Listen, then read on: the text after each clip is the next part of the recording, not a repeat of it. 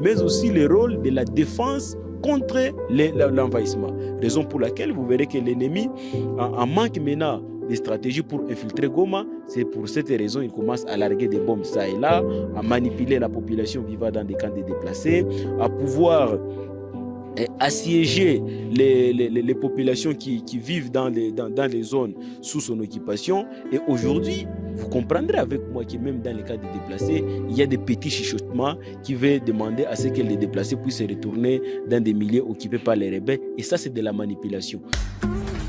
Décryptage, ceux qui vous mentent une poste, toujours la vérité. Le commissaire supérieur Abba Van Yang a dit ceci suivant. Ça, pour toute notre population. L'ennemi ne peut pas sortir notre cré. Il est entré chez vous, il est venu tuer vos femmes et vos enfants.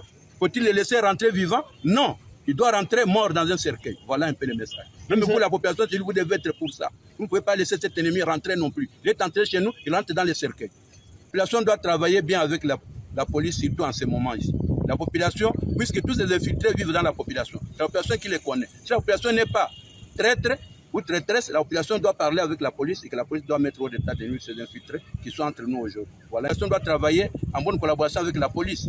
C'est leur police, ce n'est pas une police étrangère non plus. Cette sortie médiatique d'une autorité de la police nationale congolaise suscite quand même des réactions dans la classe politique, sociale. Aujourd'hui, nous allons parler avec un activiste du mouvement citoyen qui a essayé de suivre également la vidéo. Ensemble, on analyse cette question.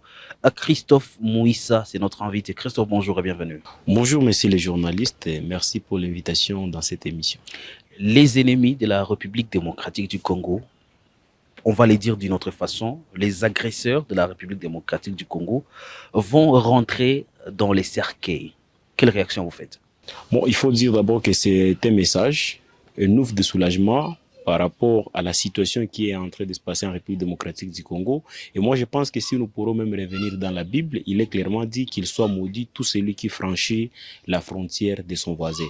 Et le commissaire a agi dans le même sens, effectivement, pour rappeler à la population congolaise que nous sommes en droit et en toute légitimité de nous défendre, mais aussi d'une part la population, mais de l'autre côté, essayer un peu encore de raviver ou de remonter le moral des militaires et des policiers pour leur rappeler que toute personne qui pourrait venir en conquérant ou en agresseur dans notre pays, en tout cas, nous sommes en droit de lui ramener dans un cercueil mort, et pas même si on peut aller plus loin, il pourrait être capturé et être jugé selon la loi congolaise. Mais ce ne sont pas les dires du commissaire.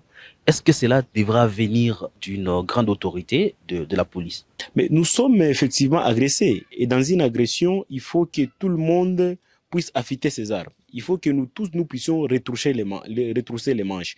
Et moi, je pense que c'est dans cette logique aujourd'hui que nous devons faire passer un grand message à la communauté internationale. Parce qu'aujourd'hui, on a compris que ils sont en train de se jouer de notre naïveté, de notre bonne foi et de notre hospitalité. Et les Congolais aujourd'hui maintenant se retrouvent dans une position de rapport de force et nous pensons que c'est le seul langage aujourd'hui que l'ennemi pourra écouter. Et ces messages du commissaire arrivent au point où le peuple congolais semblait être déçu. Et ces messages, effectivement, comme j'étais en train de le dire, c'est un message de résistance.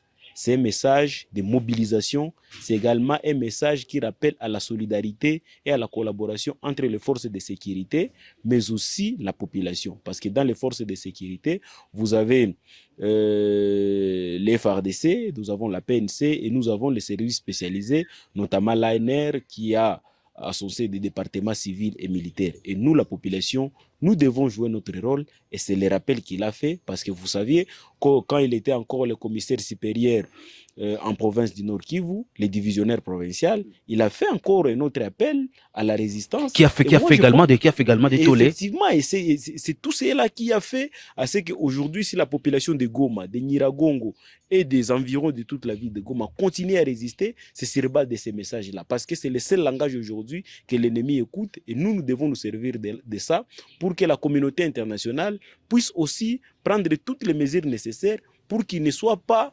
surpris en disant qu'il ne savait pas ce qui pourrait se produire dans ces pays. Il a d'abord dit aux civils de s'armer quand il était encore commissaire ici, de prendre un langage qu'on pouvait déduire, prendre des armées blanches, des machettes pour faire face à cette agression. Aujourd'hui, il revient pour dire que les agresseurs vont quand même rentrer dans les cercueils. N'est-ce pas un langage qui s'apparente à un langage de violence? Oui, au fait, on nous qualifie à un certain moment, lorsqu'on veut défendre notre pays, on nous qualifie d'extrémistes. Au même moment, ceux qui traversent pour venir nous agresser, ils sont considérés, on développe des théorèmes ou des termes diplomatiques pour expliquer leur envahissement. Et lorsqu'il s'agit d'une défense qui est légitime, je vous ai rappelé même ici des passages bibliques qui rappellent que toute personne en étant dans une situation d'envahissement ou d'agression, il est en droit de se défendre avec les moyens de bord. Et les moyens de bord, ce sont les moyens par lesquels le commissaire avait effectivement annoncé. Et moi, je pense qu'aujourd'hui, nous sommes dans cette logique-là, parce que nous ne pouvons plus laisser les ennemis venir nous envahir, violer nos mamans, violer nos sœurs, tuer nos jeunes frères et sœurs, occuper nos territoires, les exploiter illicitement, parce que vous savez ce qui se passe dans des zones sous occupation où nos frères vivent en captivité, et les peu d'espoir qui nous reste à Goma, nous ne pourrons pas les gâcher, raison pour laquelle nous saluons ces messages de résistance, de mobilisation et de réarmement moral du commissaire, et nous pensons que ça sera peut-être la seule solution pour en finir avec cette guerre, parce que c'est le seul langage que l'ennemi pourra écouter, la mobilisation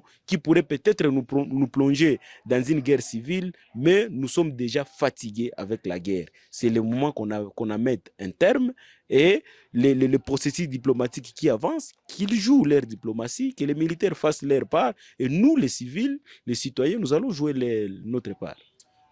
Dans ces discours, dans ces langages, est-ce que vous trouvez l'opportunité de dire ça aujourd'hui?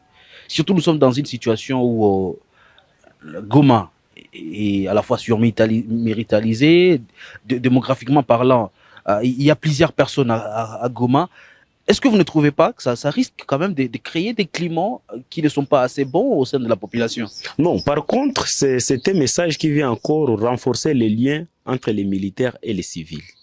Pourquoi nous le disons? Parce que Goma aujourd'hui est considéré comme un camp de déplacés, une zone sinistrée, où nous n'avons pas la possibilité de nous retrouver dans nos champs, à Massissi, à Rutshuru et une bonne partie de Nyiragongo, voire même dans les Lubero.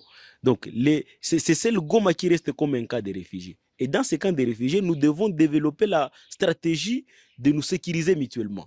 Les commissaires, à ce niveau, les commissaires, Christophe, demandent à la police quand même de vouloir collaborer avec les services pour dénicher les infiltrés au sein de la population. Est-ce que là, on peut dire que l'M23 s'est déjà infiltré au sein de la population? Non, vous savez que l'infiltration, la filature et même l'espionnage fait partie des stratégies militaires. Comme nous pouvons les utiliser, c'est de la même manière que peut-être l'ennemi pourrait aussi l'utiliser. Donc cet appel à la vigilance. Est-ce qu'aujourd'hui on peut affirmer qu'à Goma, les M23, c'est retrouvé? Je ne peux pas affirmer parce qu'il y a des services spécialisés pour ça. Et lui, en tant que commissaire chevronné dans les services de sécurité, dans l'armée, dans la police, il sait de quoi est-ce qu'il parle. C'est à nous de saisir ces messages pour aussi multiplier et redoubler la vigilance, parce qu'il a aussi rappelé qu'aujourd'hui, Goma reste une zone militaire. Comme vous l'aviez souligné, une zone militaire dans laquelle on développe aujourd'hui toutes les stratégies du combat. C'est-à-dire, si nous laissons Goma tomber, et nous, la population, nous serons de plus en plus victimes, comme nous le sommes déjà, mais nous devons arrêter cette vulnérabilité dans laquelle l'ennemi nous a déjà plongé. Et dans une zone militaire, tout le monde doit se comporter en militaire. C'est-à-dire, aujourd'hui, on ne peut plus avoir la différence entre la police et l'armée. Tous devraient jouer le même rôle.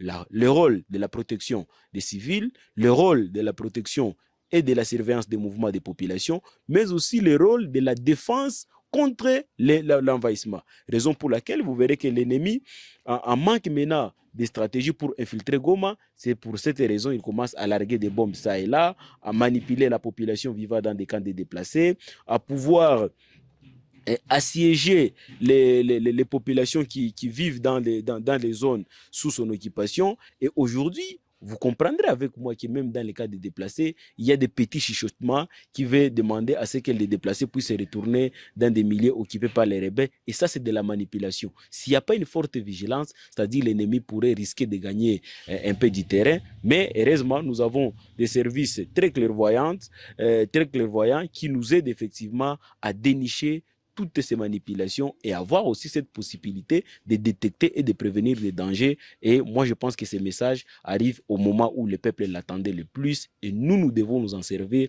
pour que nous puissions en tout cas barrer la route à toutes les stratagèmes de l'ennemi. Merci beaucoup Christophe Mouissa d'avoir été avec nous dans cette émission de cryptage pour essayer d'analyser cette question d'actualité. Et c'est moi qui vous remercie. Fin de cette émission, mesdames, messieurs, merci à vous de l'avoir suivi. Kivu Morning Post, informé pour transformer. On ne rate rien sur votre chaîne en ligne. Vous êtes nouveau sur Kivu Morning Post pour ne rien rater. N'oubliez pas surtout de vous abonner, commenter les vidéos. Cela nous permet d'avancer ensemble. Et on se retrouve prochainement pour un autre numéro. Portez-vous bien.